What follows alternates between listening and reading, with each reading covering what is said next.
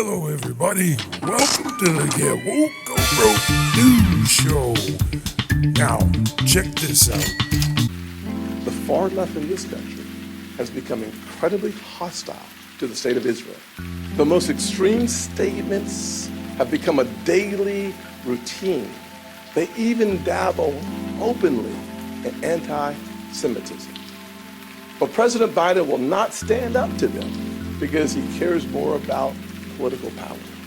This past weekend, Congresswoman Cori put out a statement suggesting the Palestinians are equal victims and calling Israel a military occupation and apartheid.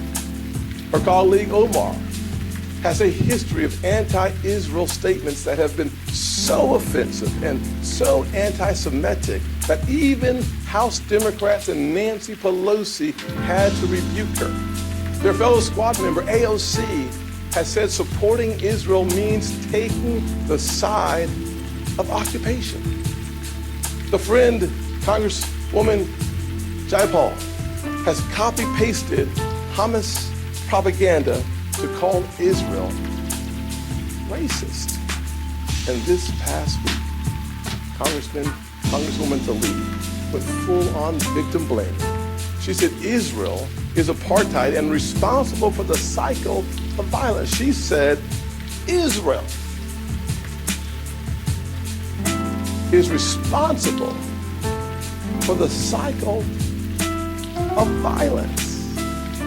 Let that just soak in for a minute. The ones being attacked, the ones being devastated, the ones hearing and feeling the power and the pain of 4,500 rockets are somehow the ones responsible for the violence. As we speak, she continues to fly the Palestinian flag in the taxpayer-funded hallway outside of her office. These same people support the anti-Semitic BDS. BDS, for those who may not be familiar with it, is a movement that calls for economic warfare against Israel through boycotts and sanctions, simply because the Jewish state dares to exist.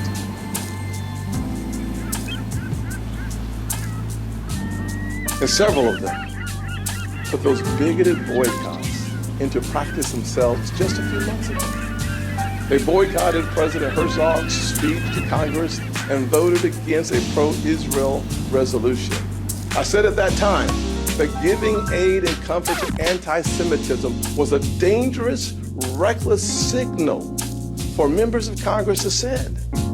But even before Israel has buried its dead, even with hostages still in captivity, they began doubling and tripling down. More toxic rhetoric, more victim blaming, more fake moral equivalence between good and evil. President Biden and other progressives pretend they're different. And I really wish that they were. I wish that they were respectable. I wish they were moderate. I wish they were grown-ups. But their actions tell a very different story. Because it seems like, it feels like, and the evidence points to, their priority is power. Neither Hakeem Jeffries, or Chuck Schumer, or Joe Biden, or Kamala Harris have said a single word this past week to repudiate the insane, reckless reactions to the attacks from their own side. We've seen the DSA, socialists, and far-left activists pour into the streets of New York and Chicago to praise the terrorists and insult Israel. Mass demonstrations taking the terrorist side. And radical student groups at our elite universities are putting out despicable statements taking the side of the killers. We are talking about Americans celebrating terrorism, celebrating the killings and the kidnappings, calling for the eradication of Israel from the river to the sea. These are the same groups that put the squad in Congress, the same people who decide Democrat primary elections.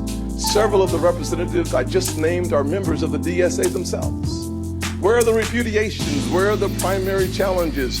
Why will neither Joe Biden or Kamala Harris say a single thing about any of this? Because it's about power, and they'll do anything to hang on to their power.